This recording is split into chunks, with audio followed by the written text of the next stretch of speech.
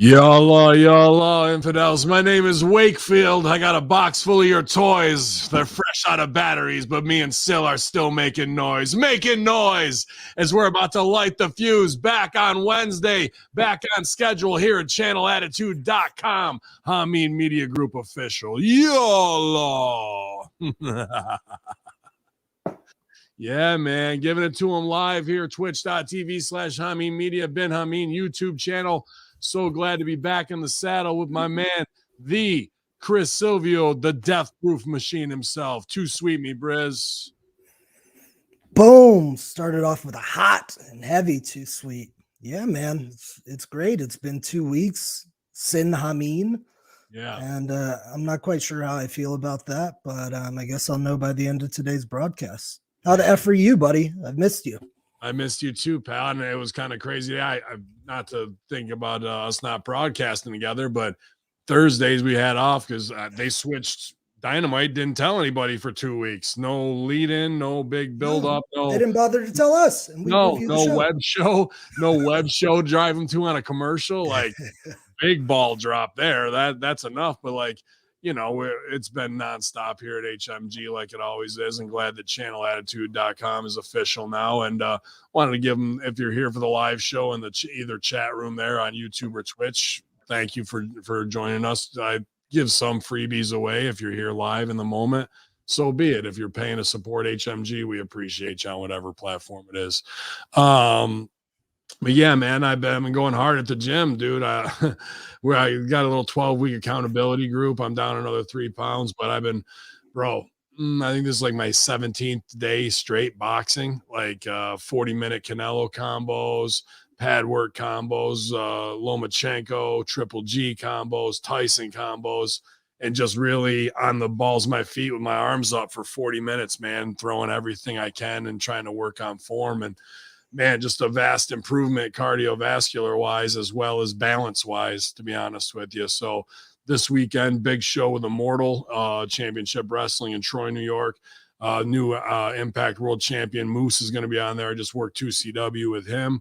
And thankfully I didn't get speared by him. AC Baby's going to be on there. GGP, Megan Bain, Blaze Haram versus Rick Recon. So it's going to be a big weekend on the road. That show got pushed, supposed to be last weekend. So we're looking forward to it this weekend, man. Hell yeah. Troy, New York. That is the site of one of my favorite matches of all time. New York Knockout, I Quit match, Ric Flair versus Terry Funk. Excellent. If you haven't seen that match, go out of your way to check it out. But yeah, man, I see you've been putting in that work. I told you a little bit when you sent me some photos from your vacation. Your arms are coming through. You're losing a lot of the old gutsito you had. Just looking all around better, man. I'd say you're probably in the best shape now that I've seen you in. Thank you. I would have to agree with that synopsis. And that means a lot. Thank you. But I still got a ways to go. But I'm on a pretty good tear right now. There's no doubt about that. So just keep banging. You know how it is, man. And yeah, I feel good. Who would think? I mean, it's just developing the work ethic and diet better. But 44 years old, finally he's fucking getting there. You know, whatever. But it doesn't matter because there aren't any jobs. There's a few out there. As Ring of Honor and announces that everybody's fired, laid off. They're going to do their December show. These TV tapings this weekend, and then try and piecemeal something together all the way till March or April. But it's a stampede of Ring of Honor talent. Then MLW, Court Bauer makes the call that we're going to stop being indie booking rific with 15 matches on a card, which is smart because I'm tired of going and working these indie shows like that, and cut some of his talent. I think a lot more on the way. And Impact not drawing and still wanting Braun and Bray, and instead we get the Kiss Demon, bro, and they're under 100,000. I mean, how much?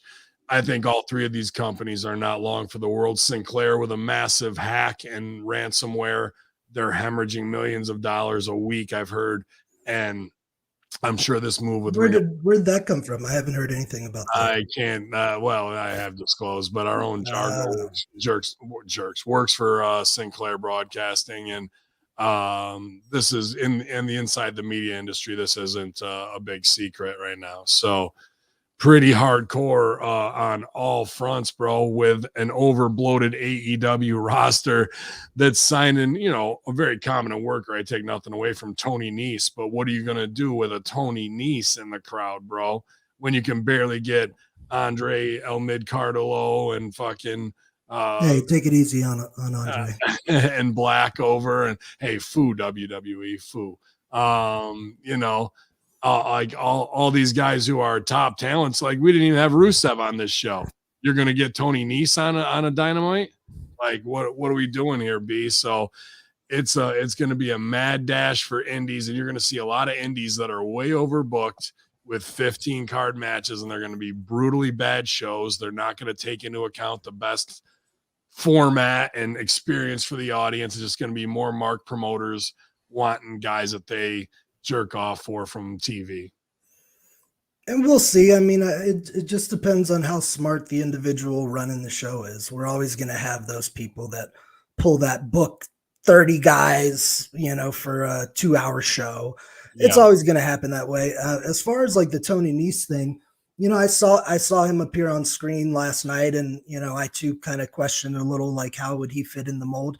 I think would be best suited for them going forward is not necessarily signing people, but just having guys that show up regularly or fairly regularly on per night agreements. Like, there's no reason why Tony Nese can't come in and have a banger with Sammy Guevara. Then 3 weeks later, he's on Rampage and has a banger with Bobby Fish. Give him a month off. There's no reason why you have to, give everybody giant contracts. Where's that put Jack Evans and Angelico? They got to do something to keep up. That's the nature of the beast. Like if you're seeing that you have people coming in and maybe these people are offering something that you may not, you got to adjust your game. But that's something we've talked about for a while, and that's no slight to them. I think they're both very talented men. Sure. Contracts are coming up now. AEW's been around a couple of years, so that first wave of signings, I don't think we've seen one AEW release really. I know that Brazilian girl and Jimmy Havoc, he was cut during the speaking out thing. Yeah. But as far as like straight releases, we haven't had any. No, but there'll be a lot of non-contract renewals. That's what it'll be, and at the end of the day, you're really marking out for WWE by signing all these guys. Like, sure, they're talented, but you need to go to war with your own homegrown roster. If you turn around and sign every WWE D-lister, you're just taking the bait and fattening up to get slaughtered like a hog, man. Like, I just with numbers down and all that stuff. And I was talking with Stevie this morning on Friday Locker Room. Bischoff out here banging on him. I think Bischoff was a consultant for Turner and AEW, and that didn't get renewed. And now he's out here trying to do controversy creates cash and going to war with TK. So it's all about the money. But yeah.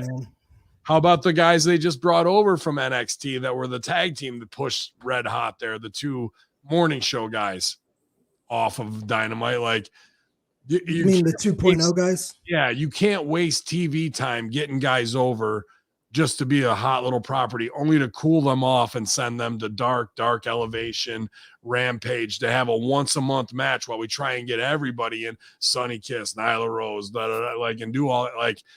The time to trim the fat is coming there, bro, big time. And now you're going to have the indies. I'm not saying polluted because all these people have gained great experience, but the indie guys right now, and I even said this when we came back, I go, damn, we're in pretty high demand, bro. Like, people are looking for seasoned vets up here to be on their show. And I'm like, yeah, things are skimpy right now, which really means we didn't get signed. Everybody else did.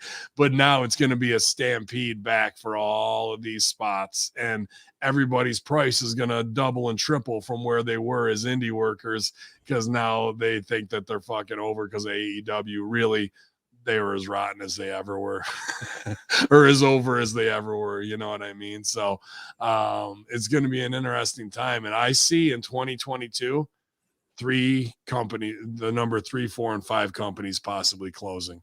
You think so? I think MLW will stay around, but it's going to look different. And Ring of Honor said it's going to be a more fan friendly show.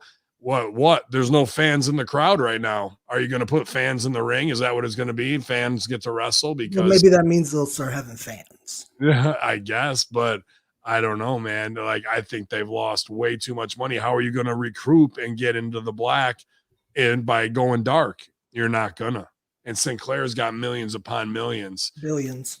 Yeah. So I don't know, dude.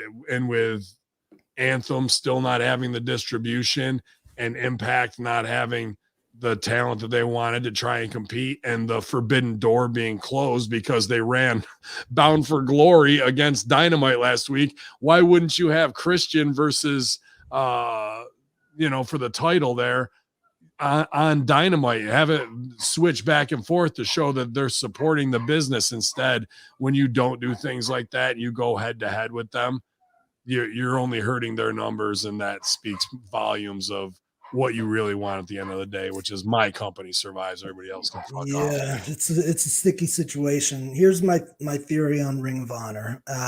Either they're going to fold up, which I hope does not happen, or they're going to kind of become a little bit more contemporary, meaning they're going to be more open to working with other companies to bring in guys that are not under contract with Ring of Honor.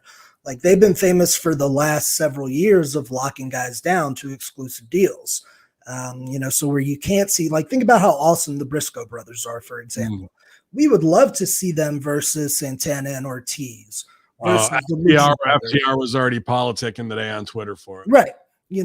But we were never allowed to see the Briscoes outside of Ring of Honor.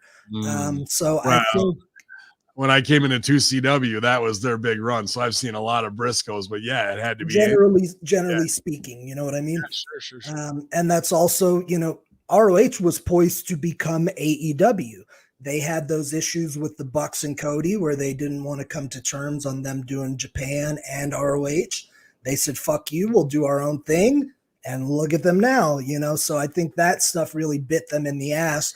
I think now they're seeing it and seeing the wave that everyone else is going other than Vince, and are saying, okay, maybe you say it all the time, like, the sum of all parts, right?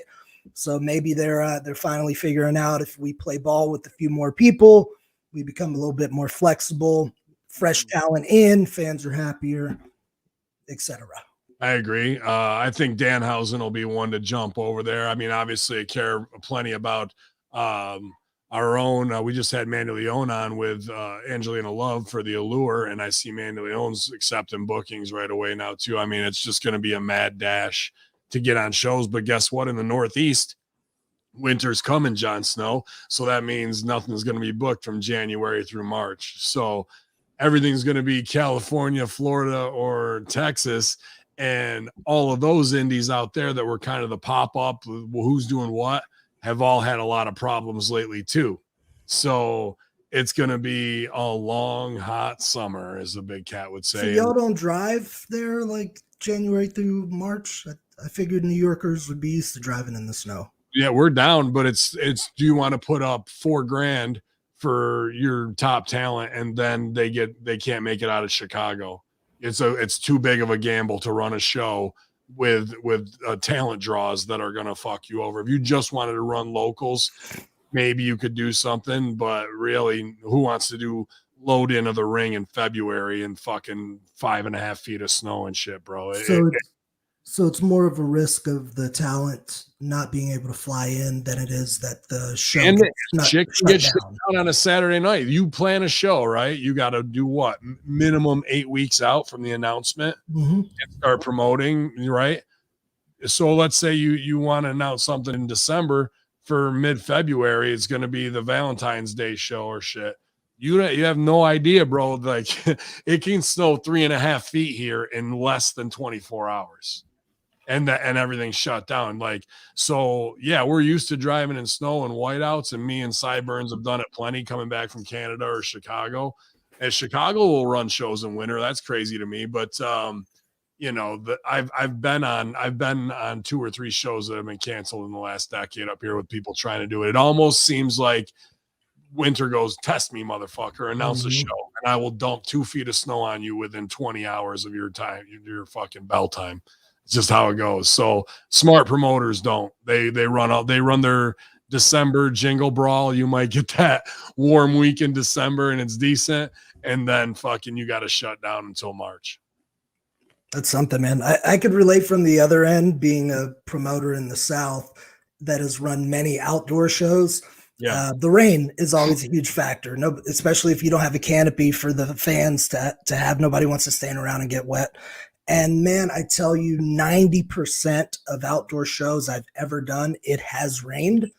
And then miraculously, the weather was fine enough when it was time for the show. So over the years, I learned how to keep the ring dry, some little tricks there to make sure the boys were okay. But that's, you can't, what did Danny used to say? You can't fight Mother Nature, boys. Fight Mother Nature.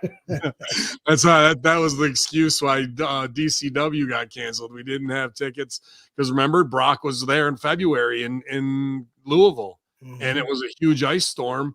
And maybe 100 people showed up. Danny thought he was going to get 1,000. This is like when Brock was at his peak in 2007, like insane, or 2008 probably, because DCW. And then because Danny we didn't get out there and hustle tickets, like a lot of us did, but they were what, like I think they were like $60 tickets to come meet Brock or some shit. A lot of money. Yeah, he was hot, bro, and DCW got pulled.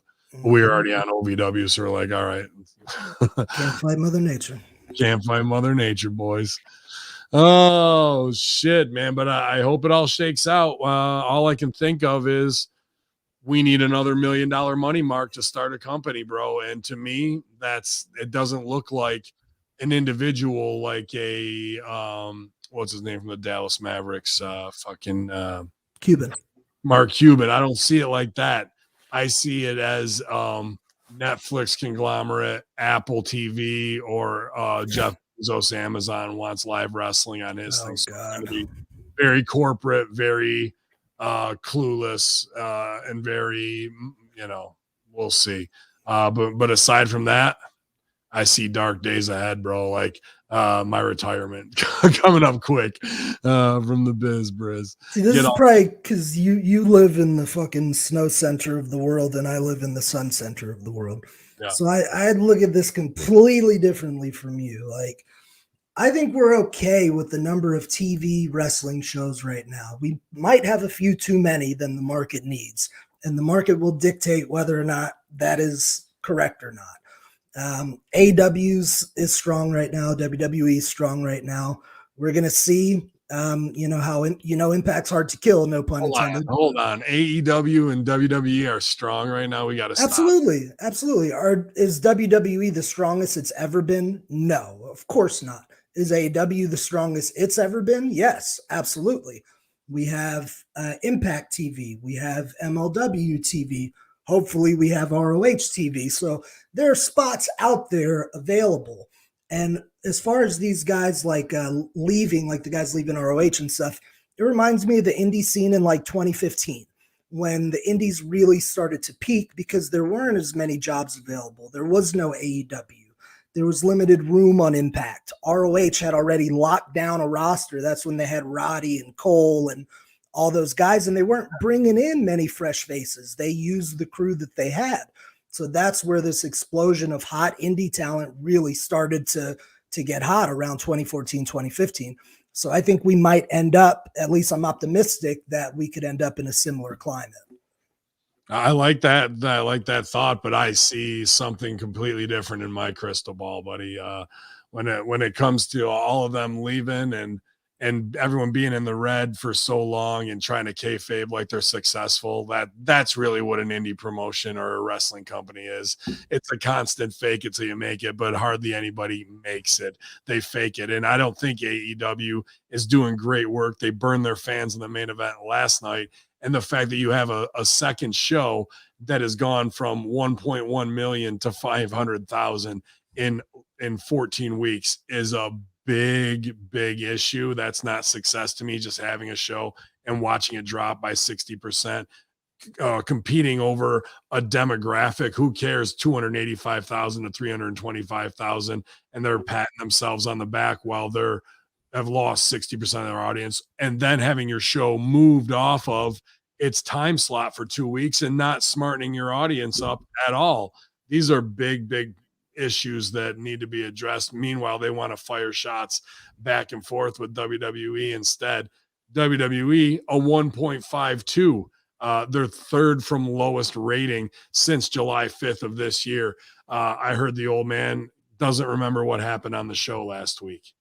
That's how bad that they're shredding scripts on a Monday. There's no long-term business. They're only doing house shows. Their format is terrible. They have people enter. They had their champ enter, and then he stands in the ring for 3.5 minutes with his dick in his hand while there's a fucking pre-tape and a commercial break, and you're expecting these guys to get over. It's the worst production wise, but then and they have all these terrible backstage scenes and Charlotte Flair and Becky going into business for themselves, throwing the belt down, showing they don't give a fuck. They just pulled Charlotte off of all media appearances. So there goes your women's evolution revolution, shot right in the ass with any integrity from the top women who should be setting a standard, are looking the most catty. Sorry about that. All right.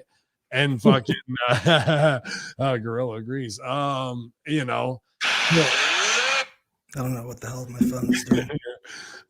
You know, all of that all the way trickles down to where we are now. But then I'm watching NXT, and these women are doing insane bumps off of ladders, where we just had a number one contenders match the night before on Raw, ladder match.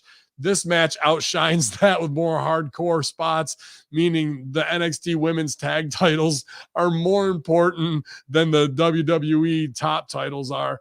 And I get pumped because I get to see Jeremy Borash and our boy Jimmy Paradise, their work in simple scenes, the Funhouse scene and stuff like that. Again, through the cinematic lens, through the broken universe lens, and it absolutely destroys everything that they're doing on the two main shows. So that's my disagreement of wrestling's doing as good as it ever has now, bro, because after a Brock Lesnar Roman Reigns segment, the show just goes, we drive it straight into the ground. It's just piece of shit after piece of shit segment after that stuff, bro. I haven't really been watching. I haven't seen the ladder match. I know you told me to watch it. I'm gonna check that one out. It looks like it was something. I did see a funny clip the other day. I'm assuming it was SmackDown. It was Charlotte Flair and Bianca Belair, and they were fighting in bodysuits. Like, yes. It seems like they both decided to wear bodysuits that week, and the other was like, no, I'm not going to take mine off. Like, kind of like a backstage fuck you thing. It was National Slim Good Body Day. They were like, what are the odds of that? The same day. Dude, it's so bad, man. Like, there's just so many bad creative choices or no creative choices whatsoever. And we're just supposed to sit here and fucking clap like fucking trained seals because of it. Nah, everybody's getting their feet held to the fire when it comes to light the fuse. But you ready to break this one down? So let's do it. They're running hog wild over there at Titan Towers. We're going to keep shit on track here on Light the Fuse. Right on, baby. We kick it off hot like we have. Tony's emptying the big guns out of the gate again. Cult of personality hits, and out comes the man CM Punk, because we're going to get Bobby Fish versus CM Punk right out of the gate. I like this. Last week, we had Bobby Fish getting heat post-match, and Punk coming in for the run-in sets this up for, at least we're billboarding a match for next week, more than WWE can do. And I'm a big Bobby Fish fan, worked a lot of shows with him. I really love the way he mixes in his Muay Thai into his offense. His strikes are awesome. His old school tie it to the railroad tracks, damsel in distress, is awesome. And Punk looked good, man, physically. I don't know, I maybe get a little just for men for the beard in there, brother, but people were trying to, do their normal shit on Punk. It's just a fun thing to do. I've got my own reasons why I question characters sometime, but when it comes to more than meets the eye, the guy's in great shape. And I was excited to see this match kick off the show. Dude, this was excellent. One of the best TV matches I've seen in recent memory.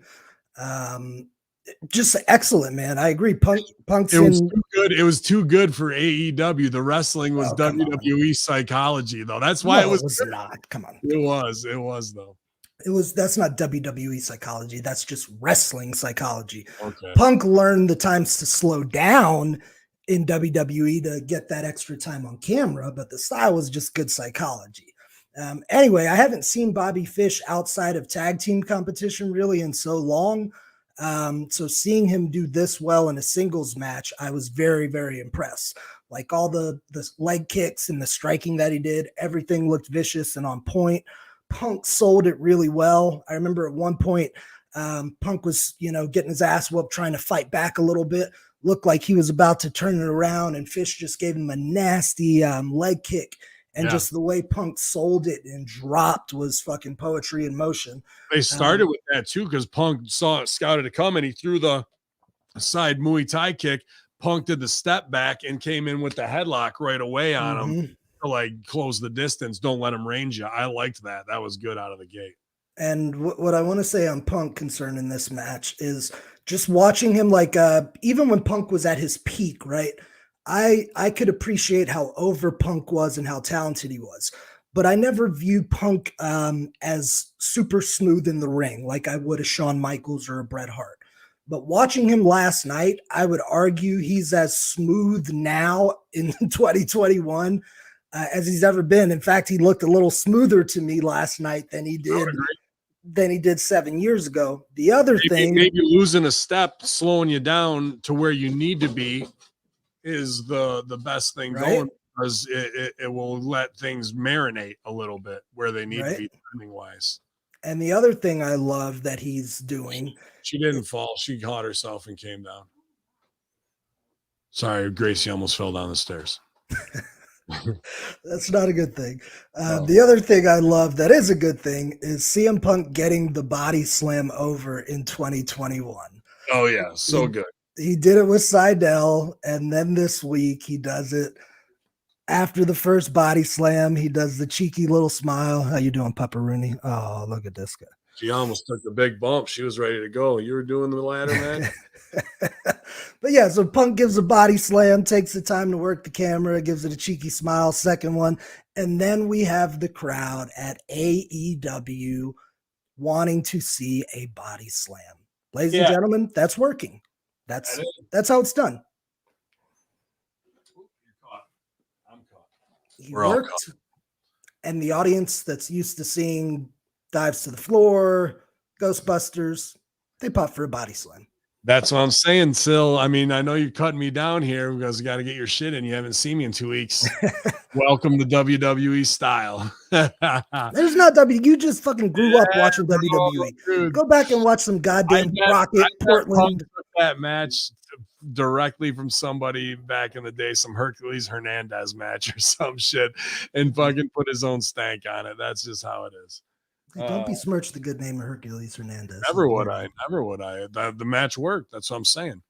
Great match. We had a lot of good artists create great artists, steal and make it their own, especially when it comes to the girls later. That whole match was a remix of 5 other matches, and we'll get to it. Now, there was one thing about this match. I don't know if you noticed. I figured you would have spouted it out. There was one very, very questionable thing that happened during this match. Did you happen to catch it? Was there a missed strike? I thought I saw something missed by a mile. Go ahead. Could have been. Jenna and I both reacted to it. So the finish, Punk had been getting his leg worked over for quite a while. They do a nice little transition. Punk hits the GTS, the go to sleep on his hurt knee, and he sells it for a minute, takes a while, crawls over for the 3 count. Yeah. Bobby Fish kicked out on 3. And you could tell there was a little bit of odd reaction, and you could see in Punk's eyes, he did not seem to be very happy about that. He was hot about it. So the way I broke it down was maybe Bobby Fish felt he took too long to get over for the cover from the knee. But I'm just thinking as a worker and being in a position like against someone like a Punk, even if he did take too long, I feel like you don't kick out on 3 with CM Punk. You pretty much don't do it in general. Right. It's an insult to wrestlers. Yeah. So even if he's on the low cost, the long sell, it's interesting. We'll put a pin in that, but so Punk might have been shoot hot, which makes me go, okay, now there's a little tension backstage, but is there more tension? Because I'm going to fast forward. And if you want to come back to it later, we can. Dude, what was up with the Moxley match? Something felt very real and something felt fucked up there. That wasn't acting to me. Him getting color on number 10, and then the way he kicked the gate to like walk through the crowd and no sell everybody. I don't think that was just a tough guy thing. To me, that looked like a wrestler was like, fuck this, fuck you, and fuck this place. I'll go out and do my fucking job, sure. And then I'm fucking out of here, bitch. Like, that's what it felt like to me. It didn't feel like I'm way focused to be the top guy to win this shit for my daughter. Like, something in that, because everything he did was mad heel. And that's not how James Dean would do it, bro. Like, the way he kicked that railing to walk through the crowd and get out of there was very telling, because he's smarter than that to possibly injure a fan that could create $1 million lawsuit against them. Man, I loved it. I didn't pick up on that at all. I felt like unless if it felt really something else is going on here to me. I thought he looked like a madman, which is whom he portrays on TV. You could be right. You know, I could have just not read into it, but we'll cover the match, you know, as we get to it. But no, I thought it was awesome. I loved it. I thought it was good intensity too. That's why I was like, this isn't wrestling. This is something else. And the way they cut back to the trainers putting gauze on number 10's head, it seemed like a real situation, not some fucked up weird thing. And why would Moxley, a babyface, rip a luchador who is a babyface, you know, his mask, and get wicked heely on him like that? I think the answer to that is because he's Moxley. You know what I mean? He's a brawler. He don't give a fuck. I guess, but there's no reason to do that, man. Like, that to me, something right before that happened. I don't think the mask rip was supposed to happen. I don't think the color was supposed to happen. And I think the way he exited, something was fucking shoot going on. When I saw the color, I was kind of like, huh, that's interesting that they chose to do that in this moment. But I was okay with it, especially for the final visual, which we might as well fucking spill the beans on it. The visual of the ending of that was so perfect in my wrestling mind. Moxley wins, and he immediately takes off through the crowd with blood smeared across his chest, looking like an absolute savage who's about to compete in this tournament to get a shot at the title that was stolen from him. That's what I got out of it. And if that's what he was trying to do, he fucking hit a home run. I agree. It seems so real that it made me believe something else is going on, because I don't think number 10 is the guy to take liberties on. I mean, that's a guy you can. But because did you see him take any liberties? I didn't see him. I don't know. I'd have to go back. I just seen color, and I seen a baby face on another baby face ripping his mask off in a very heel way. That doesn't make sense to me. That to me is like, why the fuck? And then the way he kicked that gate on the way out, somebody could have got, I mean, I like the intensity too. I like the movie shit, but that's a dangerous fucking spot. And it didn't feel like a setup thing. He was just like, to me, it felt like, fuck you, I'm going to my car and fuck this. He might have been, bro. I'll do some digging. I think he was just feeling it. I think he was in the fucking zone. Good. He knew he had short time out there to get it done, you know, and got it done. Yeah. But second match, who we have? MJF. Yeah. Well, first we have earlier today, Malachi Black says Cody's family lose faith in him and divided the entire Nightmare family. Even the crowd hates him. Black says if Cody thinks it's just about pinfalls, that's not the deal. The house always wins. Then we get MJF with Spears and Wardlow versus Bryce Donovan. Super fast squash on Bryce Donovan here. And then yeah. And then post-match, he cuts a huge promo, ripping Boston and the fat women there, and that he fucked all the rats, you know, whatever it was. Except for the ones in Boston. Yeah, except for that. And then, you know, gets easy heel heat and lays down some inside jokes, which was pretty good on Hangman Page. Stinger, the lights up, lights down, Sting's there. I thought it was really good. Spears had the chair like over his back, like he was going to hit somebody in front of him, but Sting's behind him so he can really crank him with the bat and make it look real and safe at the same time. Spears is just the ultimate pro, in my opinion, bro. Yeah. So and, you know, put it over as just the backup hype man was excellent and taking the bump and then taking Wardlow out. And, you know, then they powder and regroup. So Did you see the pictures of Wardlow after the skateboard shot? Oh yeah, well Darby's in the crowd dressed as the Invisible Man, so this kind of is where the show starts getting cheesy, and he pulls off his the face wrappings, and he's got Carmen Sandiego's jacket on. If he had a big red hat, he could have been Carmen Sandiego for Halloween. But then he goes and gets a skateboard with tacks on it and fucking drills Wardlow with it too. So he's there to get his shit in with the stinger. So it's baby faces up strong, his heels powder, getting fucked over. I'm just thinking, like, this guy's got to have a skateboard deal with Birdhouse or whatever Tony Hawk's company is, man. How is this guy not selling $1 million in skateboards for Christmas this year? I think Darby's a smart cat, so he's probably looking into it. Why it hasn't happened yet, I don't know, but I agree that's crazy to me. That's money left on the table, right? Like now, because if he gets to it next year, you know what he's going to say? Fuck, I should have had this done last year. Could be up, you know. All Khan has to do is strike a deal with Birdhouse to do AEW skateboards.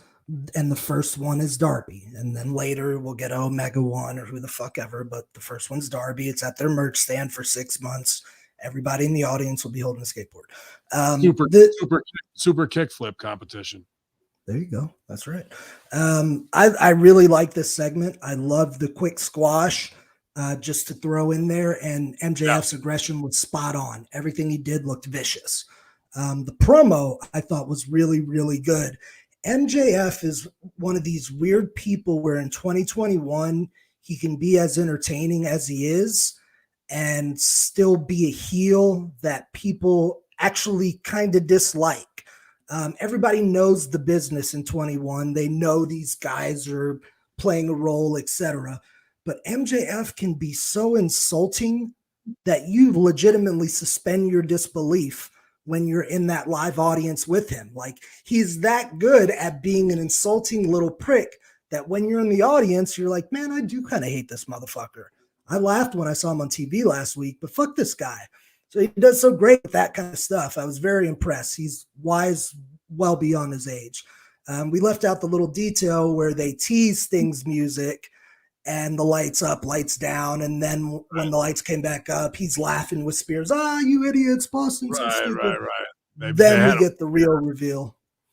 Another note on this too, I don't know if you caught it, when Darby exposed himself as the Invisible Man, MJF legit ran for his life. It was a small detail, but very funny in my eyes that I haven't seen many people do. He legit sprinted like he was running from the cops or running from his life from ringside area. Fucking great. Yeah, dude, the guy, I mean, he's been performing since he was 5, bro. I mean, that's just having years and years and years of reps in over everybody else. In the backstage area, we get Britt Baker, Rebel, Reba, not Rebel, and the other hater chick with Tony talking about her match with Abaddon, Britt Baker, DMD, and Trick or Treat or whatever. Dude, Britt Baker's got a sweater on that looks like somebody's grandma would be wearing it. Halloween sweater. I was like, okay. I don't know. This was as simple as it gets. Get your catchphrase in.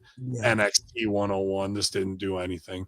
But I've heard Abaddon is working out hard, that she's lost weight and she's in good shape. And dude, if there was a show to have her on, it's this Friday, right? Halloween. I mean, you want spooky shit and weird shit, that's the one. So Trick or Treat. Side note to that, Trick or Treat, Halloween is also Jenna's birthday. So really? Everybody Awesome. out there, yeah, feel free. If you wonder why she's a crazed cyborg, she was born on Halloween. That's how she is. So send her some love. This has got it covered up.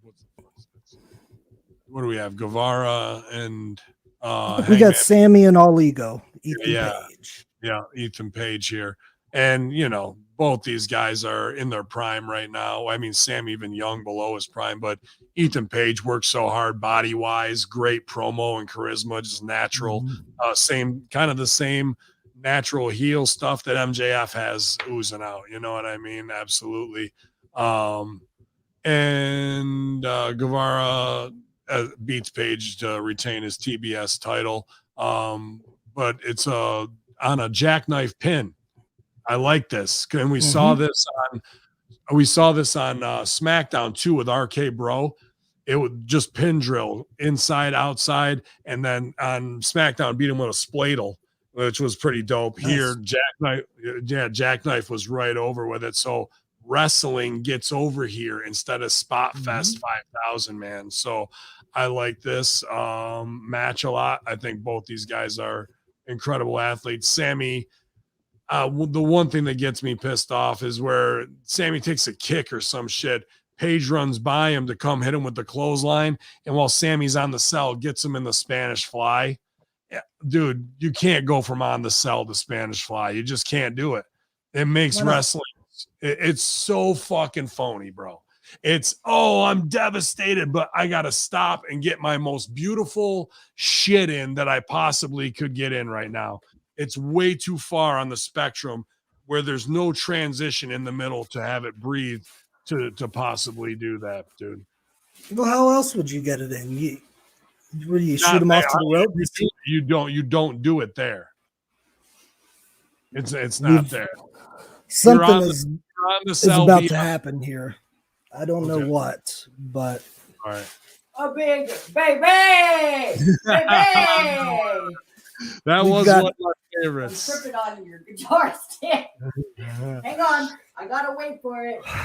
Baby! Somebody's got Nakazawa in the house. Somebody's carb loading over. I'm Adam Cole. Baby. I'm a big baby. I can't even fit in the camera. Happy Halloween! No. Happy birthday. Oh. I didn't have lollipop. He said happy birthday. Thank you. Yeah, awesome. Nice. This is why you guys gotta watch in the chat, by the way. You gotta join us live. You never know what the fuck's gonna happen on this show. I ate a lot over the weekend, brother. This is what happens. Somebody got into the Halloween candy. How much? Hey, I mean, for those listening to the audio only, do you want to do a little description of what's taking place in the studio right now? Yeah, Jenna has officially eaten all of the Halloween candy and now weighs in at about 450, 475 pounds. Full school. She's getting ready to go to Guantanamo Bay, and yeah, absolutely. Randy. But yeah, she's big and beautiful. We love her whether she's Muay Thai spectacular or voluptuous and round. Still the same. That's right. Yes. Live on air, Jenna is in a sumo suit a la Micah Nakazawa's costume last night with the bib that says Bebe, but it looks like she took one of our dining set doilies and made it into a bib that says Bebe while eating a popsicle. Is this the debut of Jenna Zuna? Is this the debut of Jenna Zuna? This is in my future, yes, what I'll look like probably. A whole lot of love for you, Chris. What a whole lot of love. Good thing I'm a Zeppelin fan. I don't even know where we were. What the fuck were we talking about? Sammy Guevara or something? Yeah, we're talking about not doing Spanish Plaza. Come in and run in here and do this for work. I've been waiting for it all since I saw it last night. It's great. I popped huge for it last night. I thought it was pretty funny. He said he thought it was great and popped huge for it last night too. Yeah. The costumes. I wish I had the Michelin Man. I fucking would love that. I was watching her Muay Thai this morning, man. Her strikes are getting unbelievable, dude, especially her snap kicks and shit. So your snap kicks are evidently getting really good. Hamin was watching some of your Muay Thai stuff and was very impressed. My coach got a new thigh pad and he's like, let's break this fucker in. And I was like, let it rip. Yeah, I can see how focused she is. Not bad for one busted knee, huh? You also had before Hamin and I started arguing about Spanish flies again, You had a pretty sick match over the weekend. You want to mention that while you're gracing us with your presence? Yeah, I had a banger with Miss AEW Dark herself, Kylie King. So I can't bend in the suit. I got you. So no, we were at Mission Pro semi-main event. It was a killer show and it was a Halloween theme. It was called Don't Fear the Reaper. So of course I amped up Genocide's makeup into being the Reaper and went a little cray-cray. But I love Halloween and it's my birthday, so I went nuts. And it was a killer match, bumping on candy and shit, making kids laugh, hurt my back, got a lollipop stuck in some places, but we ended out okay. So it was fun. Nice. Great trick or treat extravaganza all the way around. So Jenna, for the finish, Jenna introduced the tack spot with the bucket of pumpkin bucket of Halloween candy. There were no chairs under the ring, only candy. I did try for chairs and violence, but got candy instead. And they sold the shit out of it. You take a box of nerds to the back, you're gonna know about it. For the first time in my life, I got a trick or treat chant. Trick or treat, trick or treat. While we were juxtapositioning to bump into candy. It was amazing. It was a good crowd. And there was so much competition and so much wrestling on that night. But we had a good tune-in audience and a great crowd there with 5 other shows in the area to go to. So still Mission Pro killing it with the ladies. Hell yeah. All right, this shit's hot. I'll be back later to talk. Get out of here.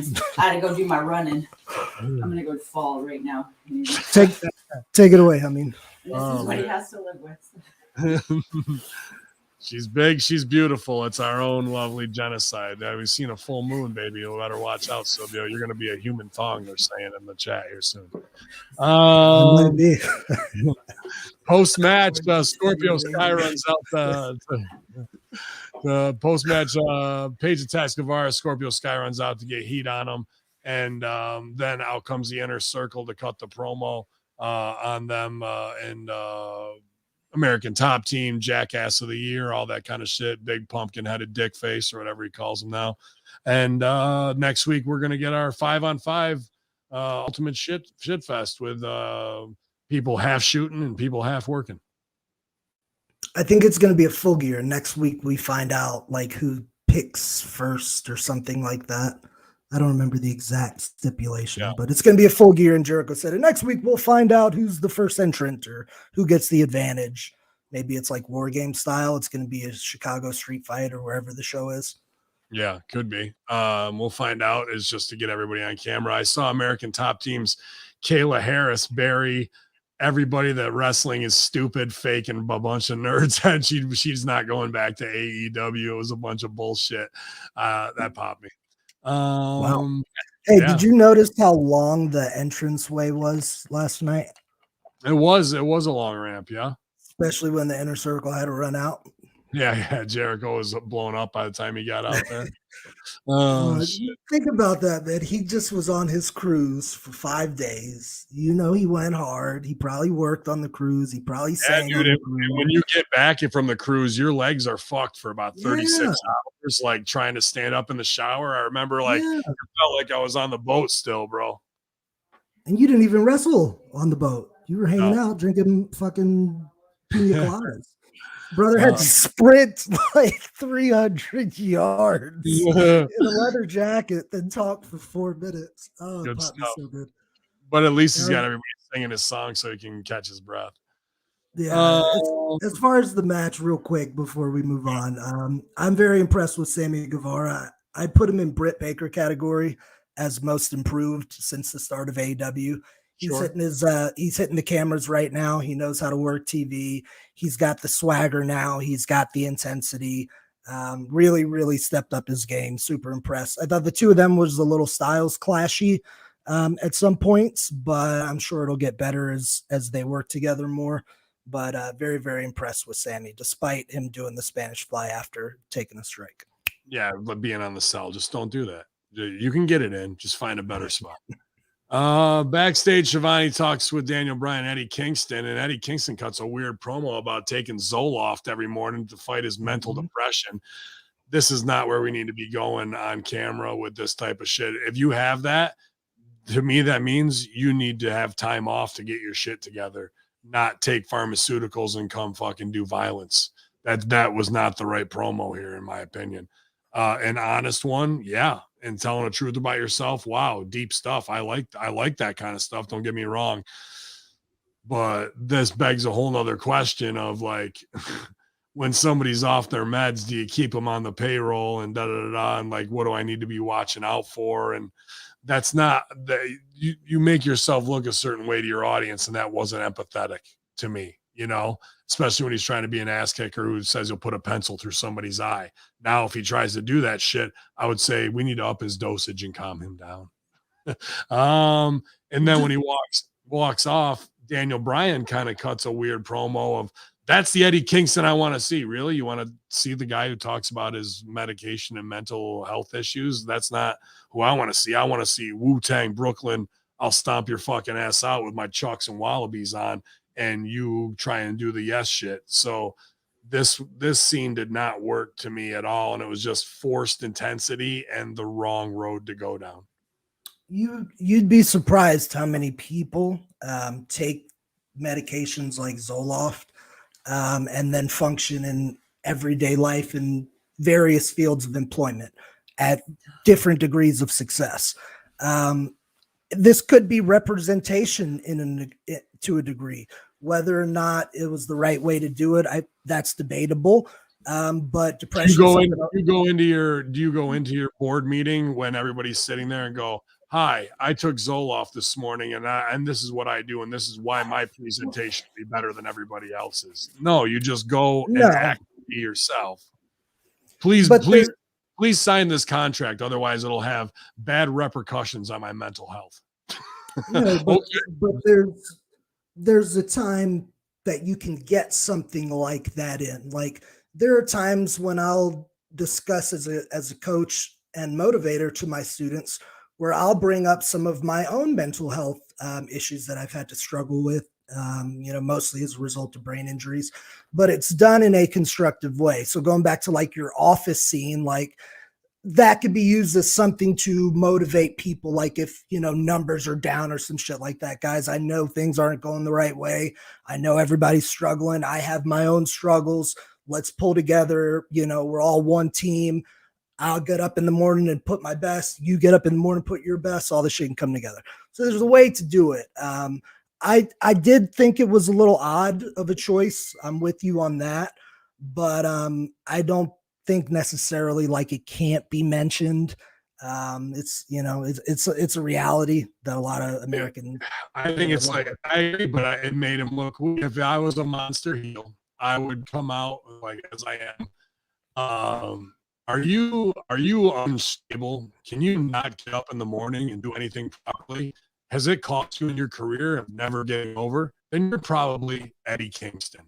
Being Eddie Kingston and fucking put the whole thing over as a drug fucking thing, and side effects may include being 40 pounds overweight, having a stupid accent and a GED. Like, like all that kind of shit, dude, and really fucking drive it home. If you're going to give me that as a heel, I'm going to fucking ice pick you up on all that shit, dude. Like, he thought he was giving a genuine moment where everyone's going to be like, yay, he overcame. You just gave me 16,000 ways to twist your nuts and get myself over. And you know what stood out to me most? It looks like that stood out to you more. What stood out to me most was Brian's response. He did say that's the Eddie I want, but I think he was trying to refer to like an unhinged, dangerous Eddie. I really like the intensity of Brian's promo there.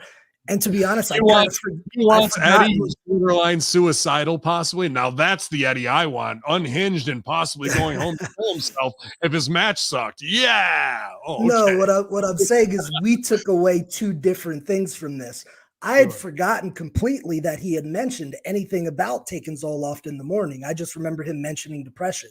But what's sticking with me now is how good Brian's part of the promo was. Like, I just remember kind of being like, oh, that was, a Eddie Kingston promo that's usually not as good as his other ones, but I didn't think really much deeper into it. I disagree with that, so I'm sorry to jump on you, because as soon as Eddie that's what we're here for. Yeah, as soon as Eddie did his thing very face-to-face and did an honest reveal that I don't think was the right move there, maybe I'm wrong, but and walks away, then Brian gives his response to who was it, Shivani with him or the other guy, I think, Shivani. Whatever. And then he turns to the camera, very WWE, that's a da-da-da-da, and just turns up the volume on these words that are kind of way wrestling. So if he was really, that's the one I want, he'd be yelling at Eddie Kingston while Eddie's walking away, you know, I'll see you, dude. Like, you know what I mean? And then talk back to Shivani, not turn and cut straight to the camera promo there. I didn't like this scene. I like all the players involved. I don't like how it played out. So as a theater person, you know, you have your broke marks. The fourth wall. We were in a real scene and he broke the fourth wall to yell at the audience.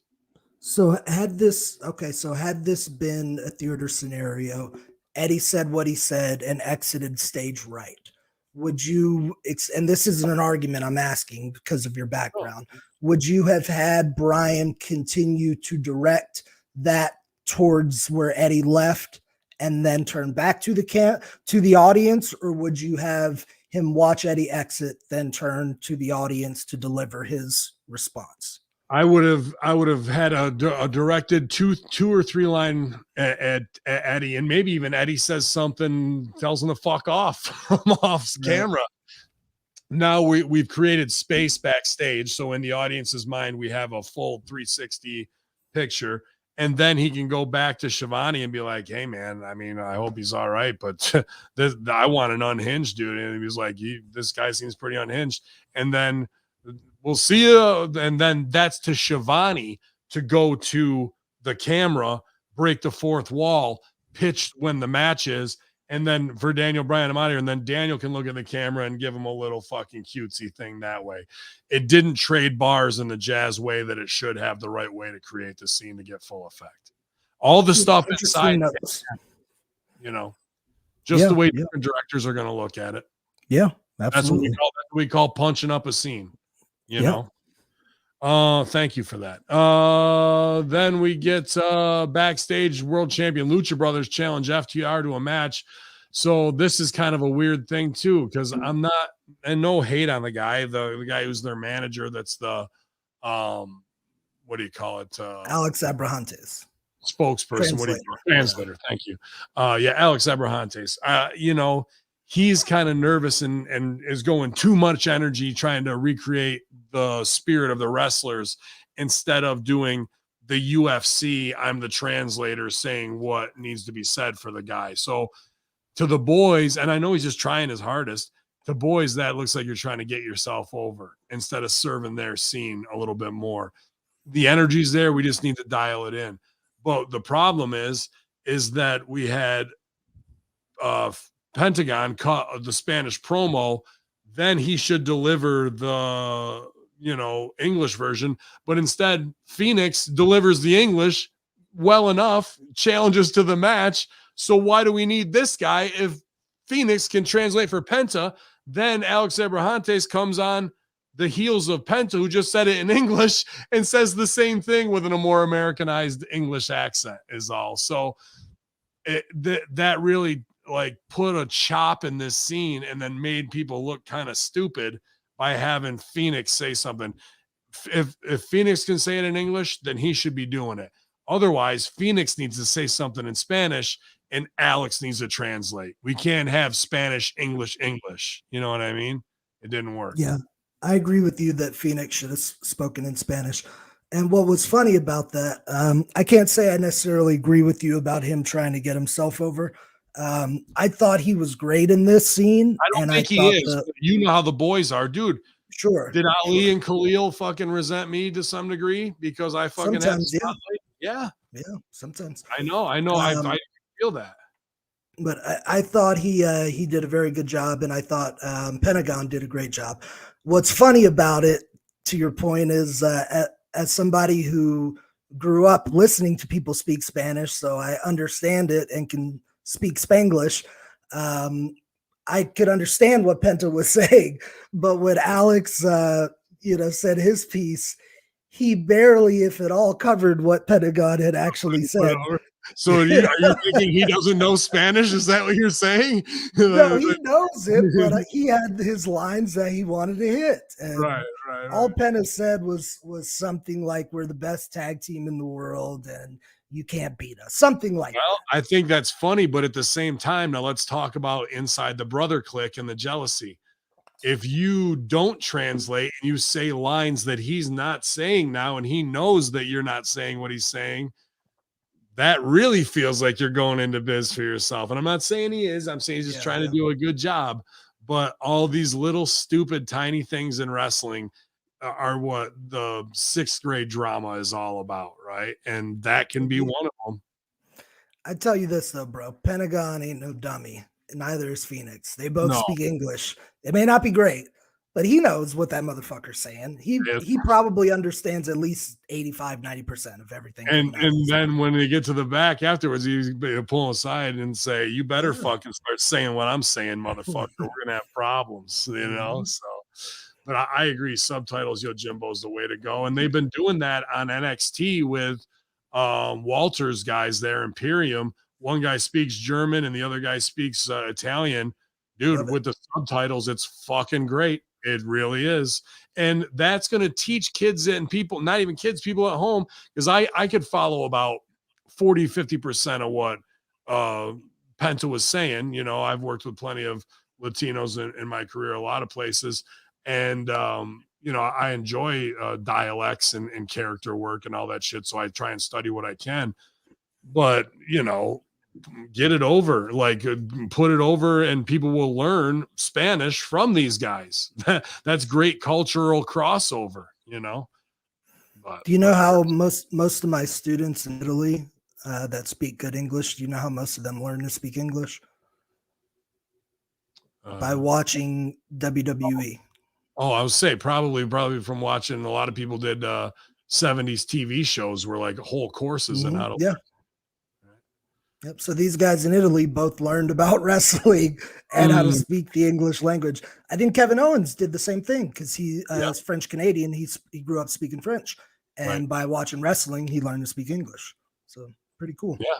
If you can learn the rhythms, then you're just, you know, filling in the vernacular and then whatever tense it's in, I guess. I tried in Italy, bro. I had a few seasons of The Sopranos in both Italian and English because I bought them in Italy. And I tried so hard watching a few of them in just the Italian, and it wasn't coming through. So I had to put the subtitles on, and then I understood a little more. But it's a work in progress. I'm far from there. Yeah, it's hard for me to get the words, but I can speak it pretty well because here's a little inside Hamin fucking gimmicks. You know, obviously being a theater guy, but when I got into college, your mom goes to college for musical theater. You have to take these non-credit courses, like 2-3 of them, like sight reading, dude, 8 in the morning, 150 kids. Doesn't matter if you play the tuba, if you're a vocal major, if you're a drum major, you're in there. Do, re, mi, fa, sol, la, ti, do. And sight reading, right? Another one for vocalists was phonetics. So phonetics of singing. And then you have to learn the phonetics of French, Spanish, Italian, and German so you can write out songs phonetically and be able to sing them even if you don't know what the aria in Italian is that you're singing. My Italian and my German is pretty good because of phonetics. I only know 20% of what the fuck I'm actually saying. If you were to give me the script, I can probably read it pretty well. But it sounds good because you're pronouncing right. So you learn the phonetics, but you don't learn the actual verb or noun or pronoun of what is actually going on. So pretty funny there. That's my old opera courses. If you've ever encountered a Latino person, which I'm sure you have, who is maybe just moved to America, and you can have a conversation with them and they're speaking English to you, but you have to listen really close. Sure. And I worked at Whole Foods for a year, you know, you pick up the majority, but you got to listen in close. That's how I speak Spanish. That's how I imagine I look to people that are 100% fluent in Spanish. I can get along with that too. And if I have to give like a yes or no, or, you know, please and thank you answer about if I have a specific question, when we went to Dominican Republic, they're all Spanish speaking, but they understand English. And then I can somewhat understand what they're saying in return if need be. That's how I operate in Italy. In a Spanish-speaking country, I can get by no problem. In Italy, it's more yes or no. But now look at it now though, Sil. You can just bring up the app and say, "Can you talk into my app?" And the fucking instant conversion. That's a beautiful advancement in communication between language barriers. I love that. Yep. No language barrier here when it comes to the language of in-ring wrestling between Hikaru Shida and Serena Deeb in the AEW title tournament. Wow. Action makes its way to the ring when Deeb throws Shida's leg into it. She tries again, but Shida launches Deeb into the post. They crash the floor. Dead ropes, deadlift suplexes, 2 count. Shida keeps the pressure on Serena early out of the gate here. Serena taking a lot of heat, dressed in the pink and black attack, Bret Hart wise, and then we go right into it. You can take this match is Bret versus Shawn, Bret versus Owen, Davey Boy at Wembley, and Bret versus Stone Cold Steve Austin. And Deeb put all this together. She's a huge Hitman and Triple H fan. And even when she goes to hook her fucking Deeb talks, it looks like she's hooking them up for the pedigree. So there's game in there as well. She's got the speed and precision of Triple H with the psychology of Bret. And good artists create, great artists steal and make it their own. She stole directly from Bret here, maybe a little too on the nose, in my opinion, but at the same time, it's only the fine-tuned wrestling eye that's going to see and know those from having watched them hundreds of times like you have and like she has. Otherwise, this was just the best match on the show. Absolutely at another level. This girl can out wrestle Kenny Omega. She can out wrestle Daniel Bryan. She's better than Punk. I don't care what anybody says in the ring.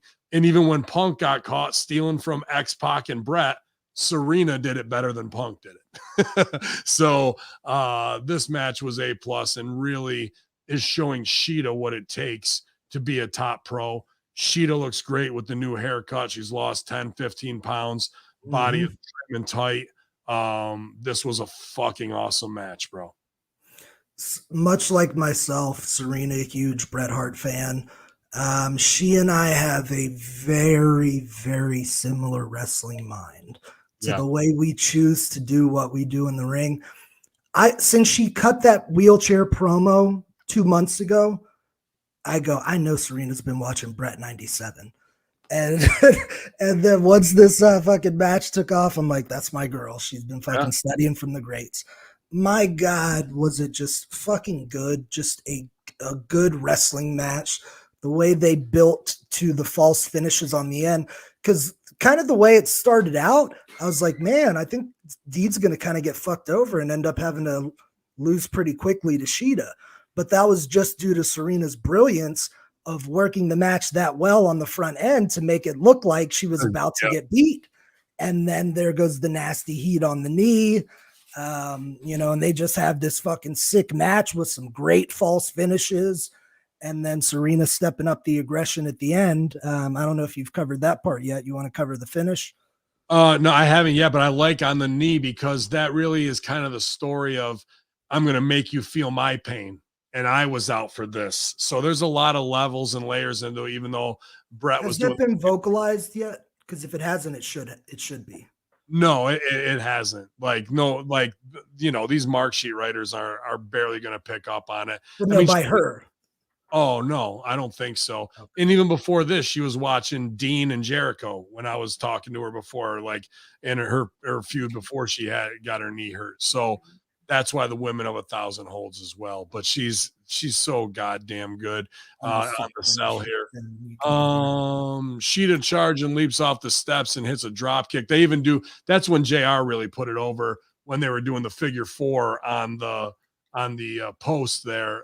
It was pretty blatant, shades of with pink and black on, and then the white and black boots that are identical to Bret's as well. So a bit of cosplay here. Go ahead, Jenna. No, I was just saying she looked very pretty in pink, but some of her moveset was channeling Bret Hart, especially the figure 4 upside down on the stairs.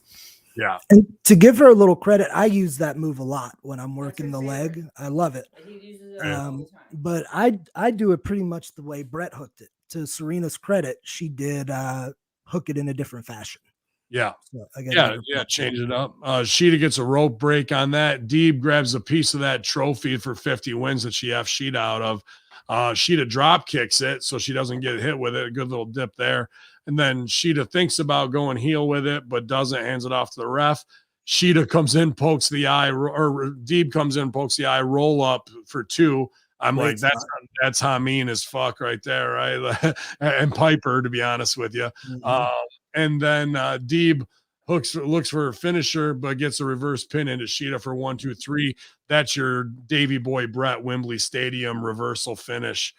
Bravo. Again, we're getting beat with a defensive pin, much like the jackknife pin, and getting wrestling over here as opposed to a big get your shit in move. Very cool. Post match heat, I have a little issue with, and I want to get your opinion on this. So she hooks her in single leg again, right? Single leg crab. And we have Aubrey in here, and Aubrey, for one of the first times, didn't oversell during this match. I don't know if Deeb pulled her aside and said don't, but she was lost in it, and my attention was on the other 2 girls.